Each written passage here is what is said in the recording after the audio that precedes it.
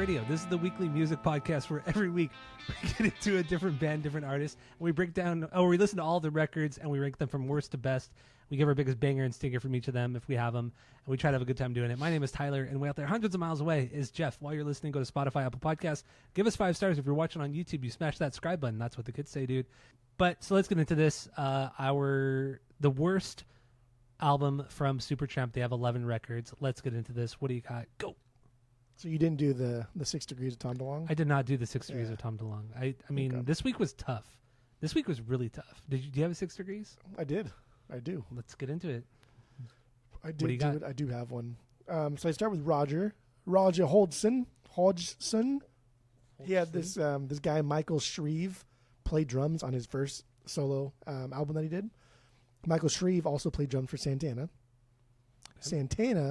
Carlos Santana, did a song with CeeLo on Supernatural, CeeLo Green. CeeLo Green did a song called Legendary in 2020 with Tyrese Gibson. You know who Tyrese is? I know who Tyrese is. Yes, I know who Tyrese is. Everybody loves Tyrese. Tyrese. I'm indifferent to Tyrese. Yes. Dude. Tyrese is so cool. I wouldn't say I love him. I'm indifferent. Like he's in so many things.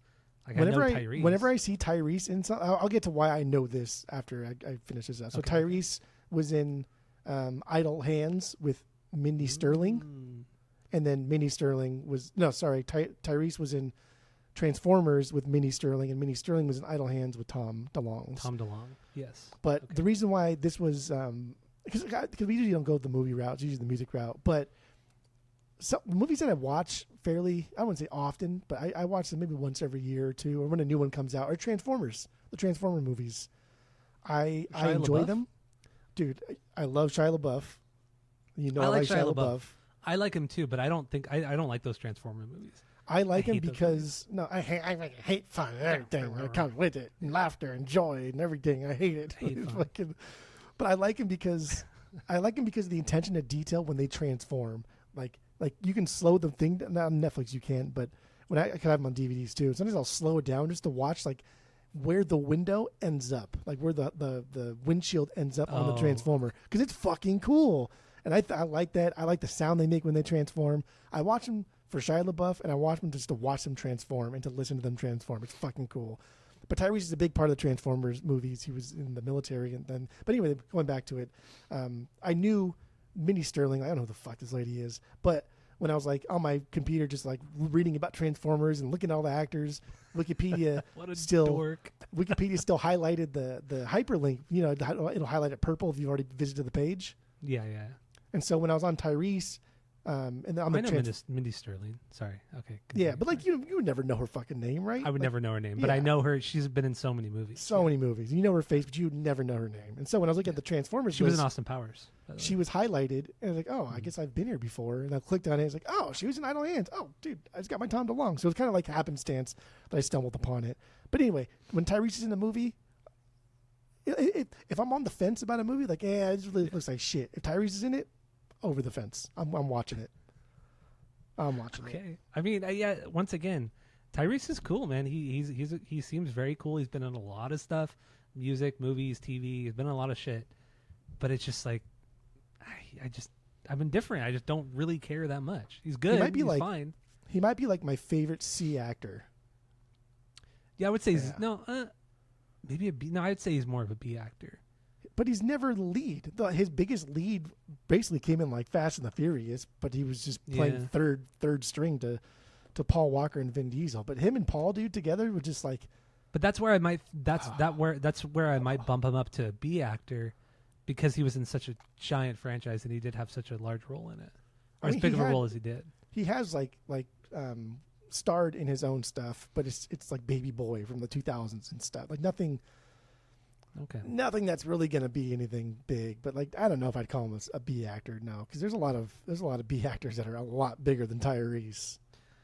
Okay, all right. Well, I mean, we're talking way too much about things that are not Supertramp, because there's not a lot to talk about. No, when it comes to I have Supertramp. plenty of notes here. We'll do it. Do you? Anyway, we're doing Supertramp, 11 albums. Their worst album. They have a lot of worst albums too, so I'm not going to argue whether or not you put this one here, because I really don't give a shit about half of these. Freak as a Bird. most of them I don't give a shit about. But yeah, the Nelly Furtado song, "Freeze a Bird." Freeze a Bird. 1987, the year we were born. Did, dude, what a load of slop. Like it's not even the mainstay So band or whatever.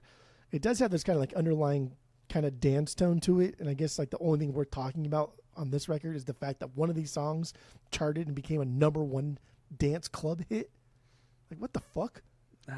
So, but anyway, fuck this record. I don't care. This record sucks. All right. My number 11 is also Free as a Bird, 9th album, 87. I have no banger. I have no stinker because they're all stinkers. This is very of its time. Heavy synth on this one. And it's just not good. Like, I mean, we're obviously not fans of this kind of music from the 80s. And this is just like bad versions of that kind of style of 80s new wave, just kind of crap. That's what this is. But one fun fact about this record is the touring cycle, or when they went to go tour on this record, Rick Davies said, we're not going to play any of Hodgson's songs on this tour, and we're only going to play like new songs after he left the band or songs that I wrote. And fans hated it, and they complained and they bitched and they stopped going to the shows. And then eventually, as the tour went on, they started adding more of like the classic Supertramp songs, because nobody goes to see Supertramp to see these songs. They go to see Goodbye Stranger and shit like that. So it's true. Yeah, Free as a Bird, terrible wreck, just terrible. I didn't even get through it. I got halfway through it, and I can't even do this. That's okay. And then I skimmed through the rest of the second half of the record. That's okay. So, yeah. Also, Anyway, it's not Free as a Bird. It's I'm Like a Bird. That was Nelly Furtado's song. Oh yeah, that is before those fact-checking fucks be like, oh, actually. Something's Never Changed. Their 10th record, 97. That was my number 10. Again, we could argue semantics. I don't give a fuck. Yeah. This is stupid. It's absolutely slow. It's absolutely ridiculous. This reminded me of like a character of like 90s jazz fusion den, like you see in a movie where like these beatniks. Maybe this would have been better if there was just like a spoken word thing instead of singing. But it, like you see in a movie, like when they come in like the den and they're doing like a jazz thing and they're just playing like really shitty jazz fusion on stage, and it's in like the movie clip for like 3 seconds because that's all anybody can actually take. That's what this sounded like. It was bad. It sucked. It was stupid. All right. So no banger, no stinker. No banger, no stinker. All right. 10 for me is Brother, Where You Bound. Is that what it's called? Yeah. Did I type? Okay, Brother, Where You Bound. Where You Bound. I don't no like punctuation. Yeah, none at all. 8th record from 1985. This is it sucks. This album sucks. It's mid 80s sound and production, like what you would expect of pop music of the time. There's so much saxophone, and saxophone could be fine, like in a lot of like earlier or like mid 1900s jazz. It's great. It's great. But once saxophone hit the 80s, late 70s, 80s, it just fucking went to trash. What? The mid 1900s? I don't think I've ever heard anybody say 1950s like mid 1900s. That's what it is. I mean, you're true. You're technically true, but I just never heard anybody say that. I did feel really weird saying it because that's probably the first time I've ever said it. But I did feel really weird saying that. But it's true. We were born in the late 1900s, so it makes sense. We were, yes. But yeah, once the saxophone hit like the late 70s, 80s, it just got bad, and that's what this record is. It's bad pop prog. Like they tried to do a prog record, but make it all pop, and it's bad. It's bad.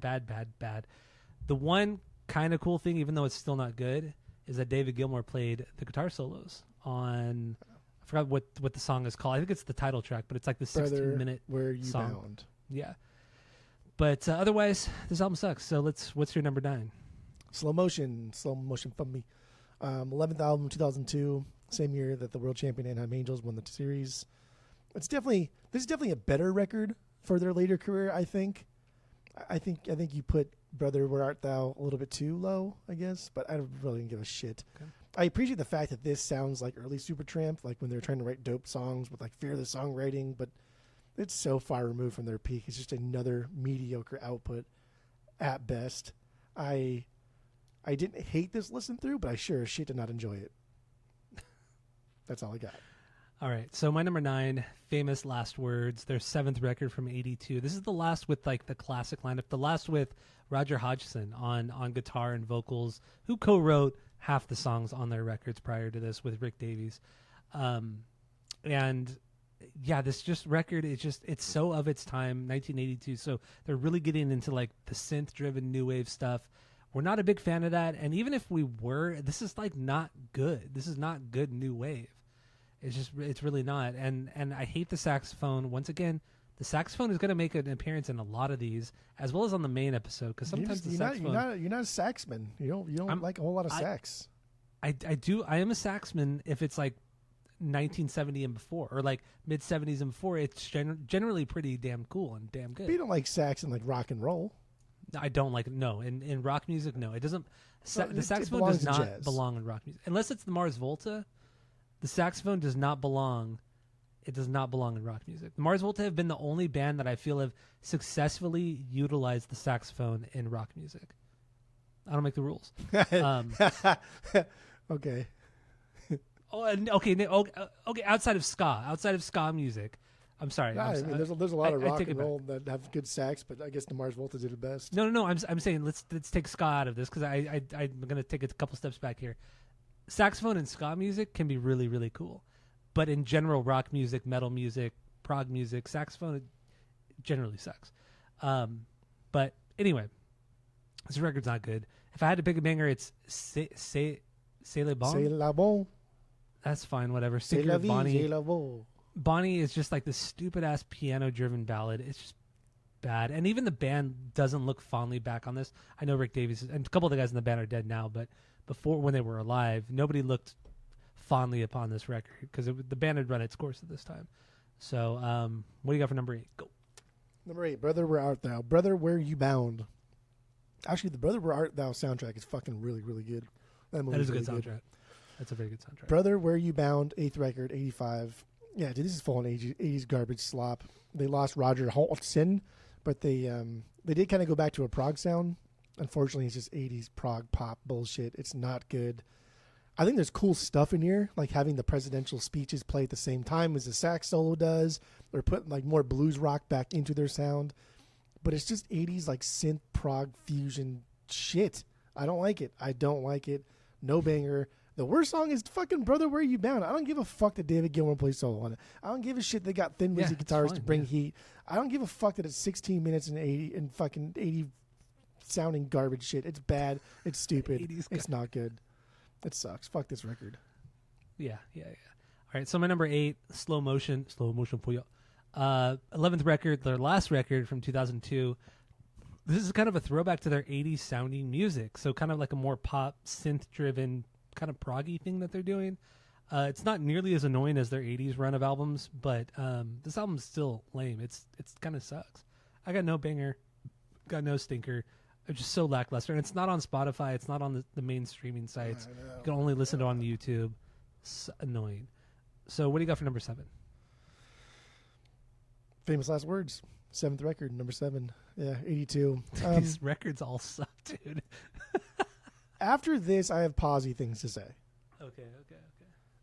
I guess I don't really give a fuck to even read my description here. We can move on to the posy stuff. I literally can just not read anything and I don't care.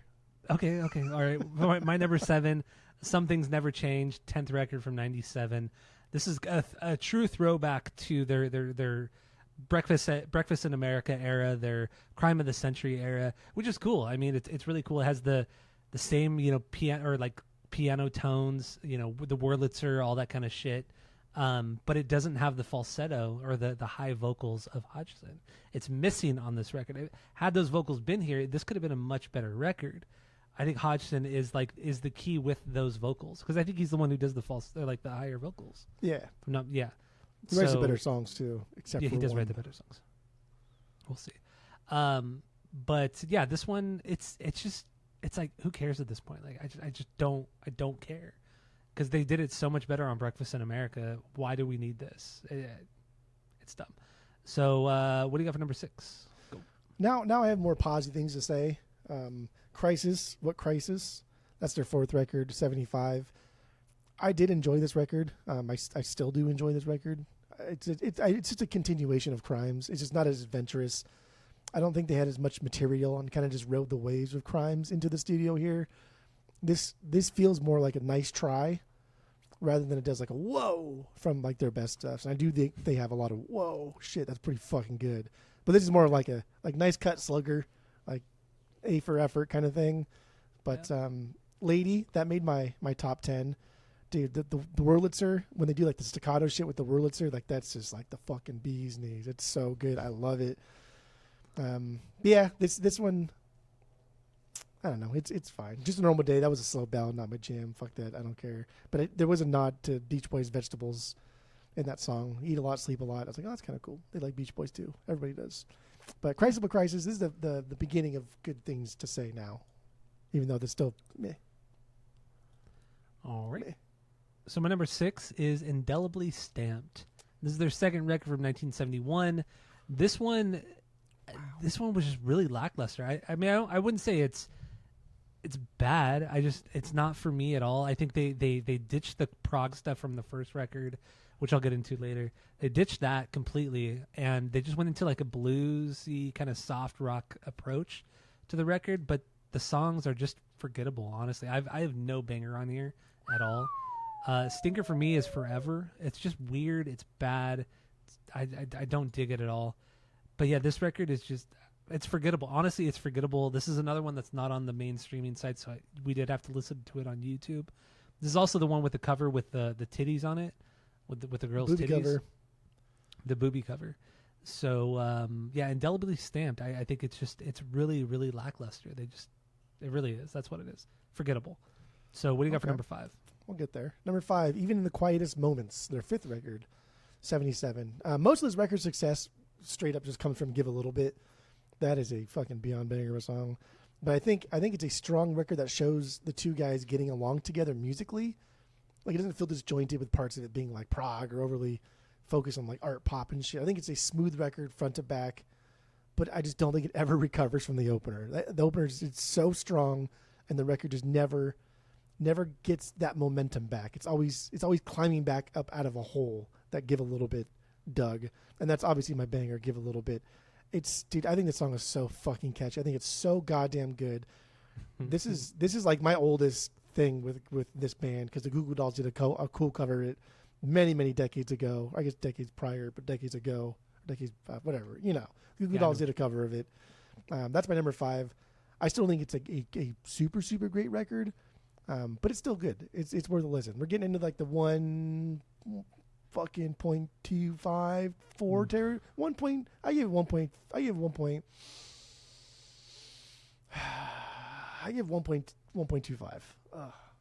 Feels low.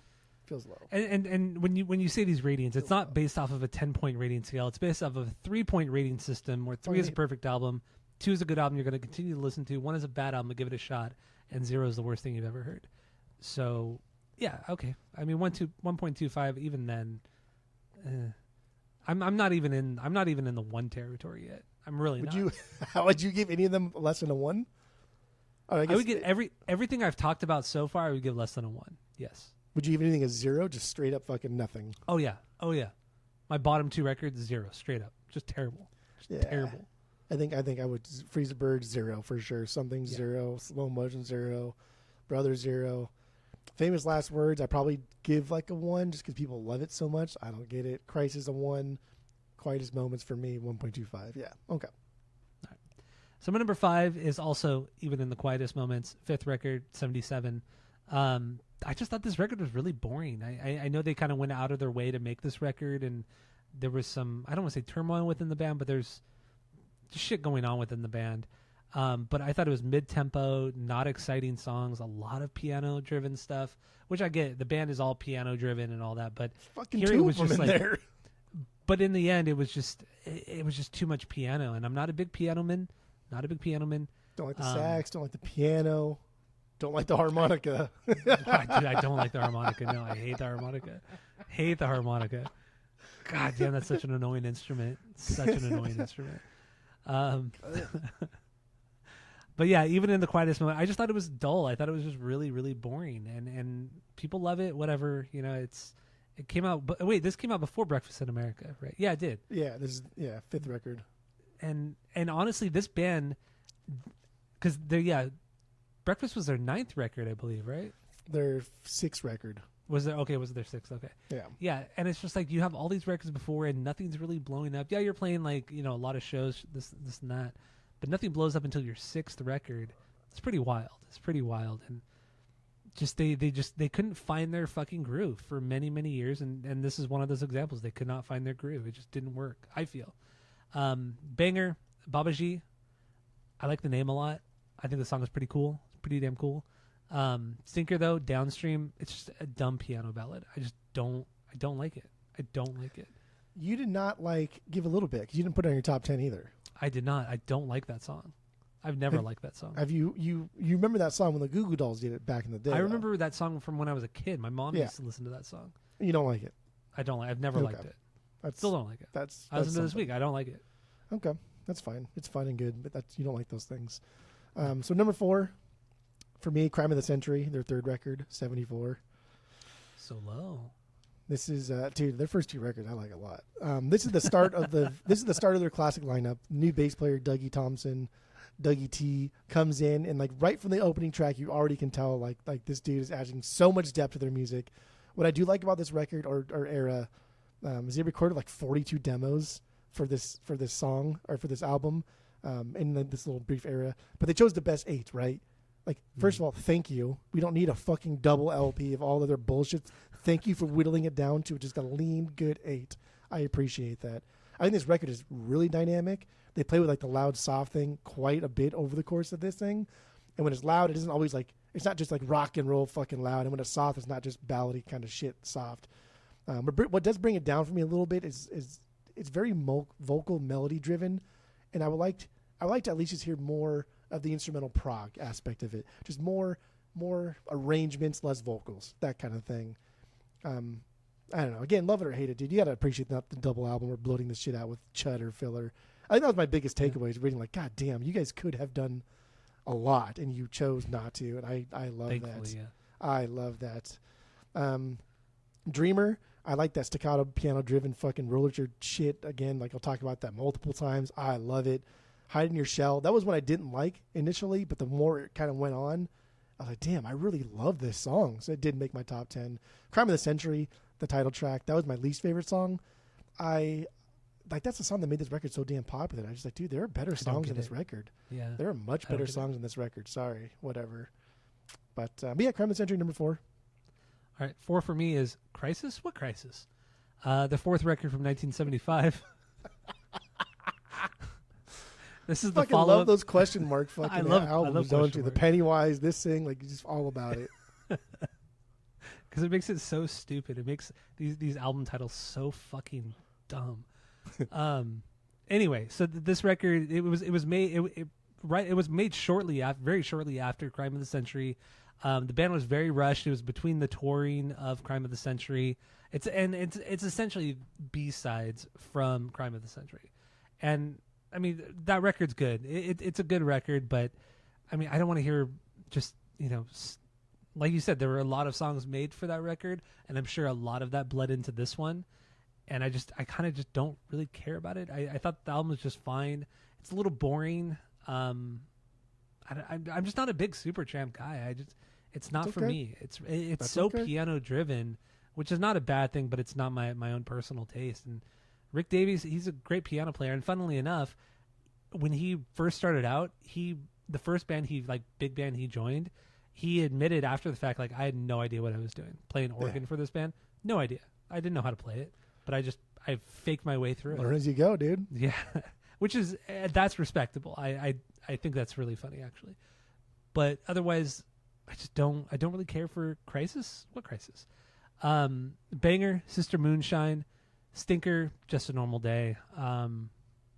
Sister Moonshine did actually make my top 10 list, which we'll get into after we get through these rankings. But yeah, I don't know. I just don't care. I would give this record on our 3-point rating system. I would give this I give it a 1.25.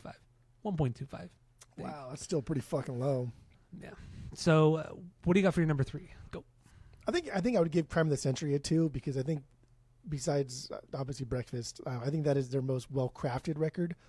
So I think you probably do need to listen to it. And then my number 3 and number 2 are strictly subjective, and I'm probably in the minority with these rankings. But number 3 for me is their first record, Supertramp. I like this record a lot. First of all, the cover is fucking one of the worst covers I've ever seen in my life. It is it's bad. Absolute trash. It's supposed to be this like flower boy interpretation, this like hippie looking fucking thing, but it comes off straight up looking like a Demogorgon from fucking Stranger Things. It is ugly. It is bad. I hate it. And even though the lyrics were written like begrudgingly by someone who left the band right after this, the songs are a great blend of prog and pop. The instrumentation is great, and like, I don't know. This is the beginnings of the contrast of the band, where they have the whole like melancholy lyric and more upbeat kind of sound.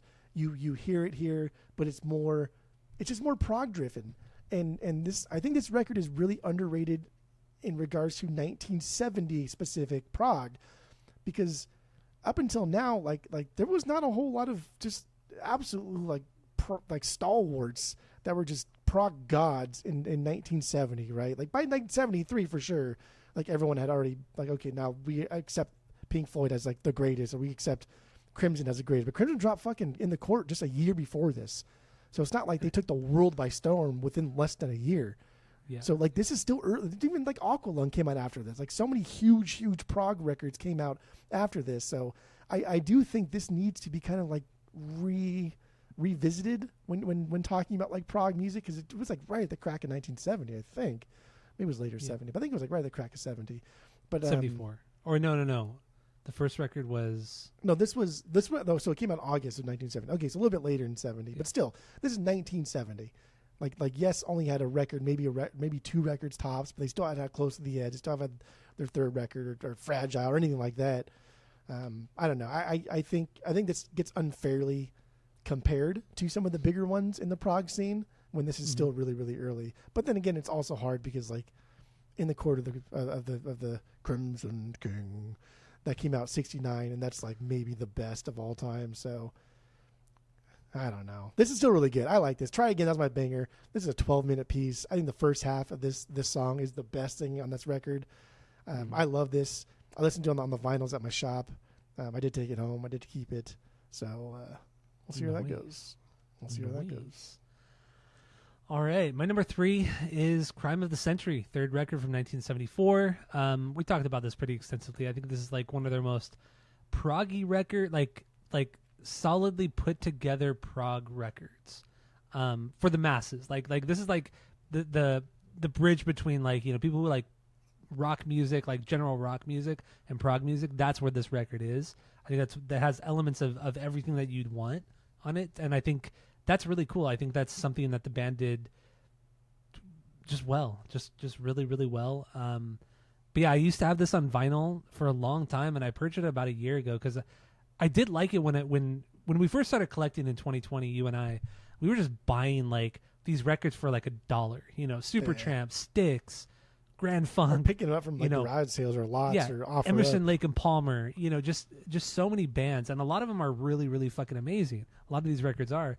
And I remember just liking it for a couple of years, really digging it. But then last year I listened to it, and I'm just like, I'm never gonna go back to this again. Still good, not my thing.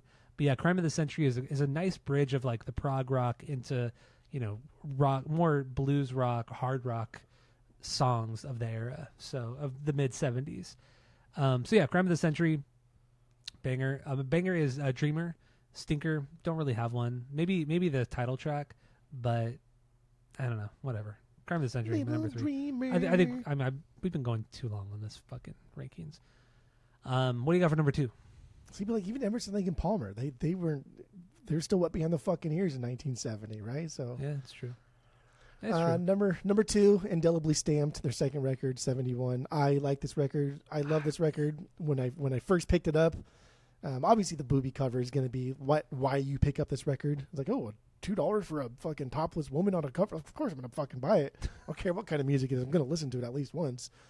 Also, that lady at the time was the most tattooed woman in the UK, supposedly. Crazy. And she has like no I mean, she obviously has a lot of tattoos, but it's not like she should be the most tattooed woman in comparison to today's times, right? Yeah. But anyway, I think this is, like you said, way more straightforward blues than most of what they've done. The opener really reminds me of Steely Dan, and I get it. This doesn't represent Supertramp. that we'll come to love, or like that people come to love Supertramp, because they do have a really huge fan base. They got some new peeps in here that we won't see. We won't see the classic lineup until their next record. But I think this is a solid listen for anyone who likes rock and roll or like blues music of the early 70s, late 60s. But it's just not too bluesy. It's still like groove based, and there's still a lot of pop in here. And like the last track, Aries, is a fucking absolute banger. The song Remember is an absolute fucking banger. It's probably the most rock and roll song they've ever done. I don't have any stinker on here. I think Times Have Changed is probably my least favorite song, just because it's like the slower ballady jam. But I do like this album a lot. So all right, good. I just could not get into it. I guess you just have more of a, I don't know. A more refined palate. Well, I wasn't going to say that. I was going to say something a lot ruder, but you didn't. You lost it. So therefore, I have the refined palate. My number 2, Supertramp. First record from 1970. This one really surprised me. I did not expect this progginess, this very dreamy, ethereal feel to the entire record. There's nothing very loud or bombastic about any of it, which is really cool. I really dig the dedication there. Not that they've ever been like a heavy band, but there's some great guitar playing too. Great guitar playing. I dig this one a lot. Honestly, some of these songs I would have put on my top 10, but because they're not on this, the first 2 records and the last 2 records are not on Spotify, cannot put them into my top 10. But I wouldn't get this on vinyl because I don't even have the album of the week on vinyl anymore. I used to, but I was honestly pleasantly surprised with this album. I thought it was I'm actually going to go back to it. I would give it a 2 out of 3 right now, because I am going to go back to it for the time being, but I probably still won't get it on vinyl. So nothing is vinyl worthy. Nothing is vinyl worthy anymore. No, but we'll get into like why Breakfast in America is not vinyl worthy on the main episode. But no, I thought this was a cool record, and it's a real shame that they really just kind of said, fuck it to the first record. Yeah, it was a very different lineup of the band, but even by the time the third record was released, they stopped playing all the songs off this record, or they rarely played songs off this record. It was just completely forgotten about by the band, by fans, and it's a shame, man. It's a solid little prog record. Not the greatest by any means, but I mean, it's just like I get why, right? Because by the time they even got any, by 1979, you cannot play prog. If your name is not one of the big like 6 or 7 or whatever, you're not playing prog. Like no one gives a fucking shit about you. These massive records, like you mentioned, King Crimson, Pink Floyd, Rush, fucking Yes, ELP, ELO. I know, Rush, right? Rush is fucking starting to drop fucking records that are incredible. Yeah. But like you said earlier too, in 1970, not a lot of bands were doing it like this. Yeah, maybe some Jethro Tull, maybe some underground shit that we've never heard of. Jethro only had like 1, maybe 2 records at the time. Again, Aqualung didn't even come out till 71. Yeah. But I mean, at least from what I remember, even early Jethro Tull was pretty proggy. Genesis. Pretty proggy. Wait, when did the first Genesis record come out? Maybe that was 71 or 72. I don't know. But I don't remember either. But anyway, this first Supertramp record, it was very, very surprising. Banger is Nothing to Show.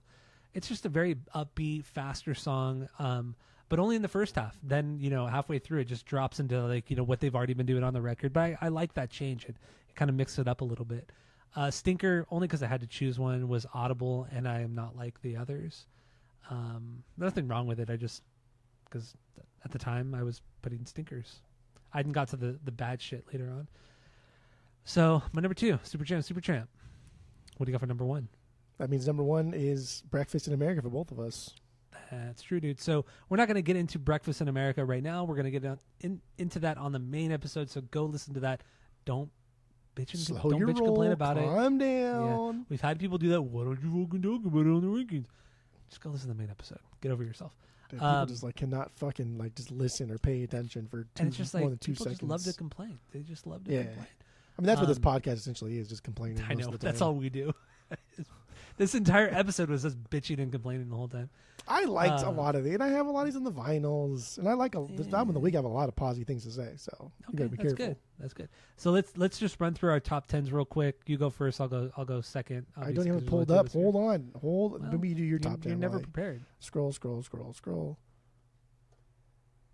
Okay, so what do you got?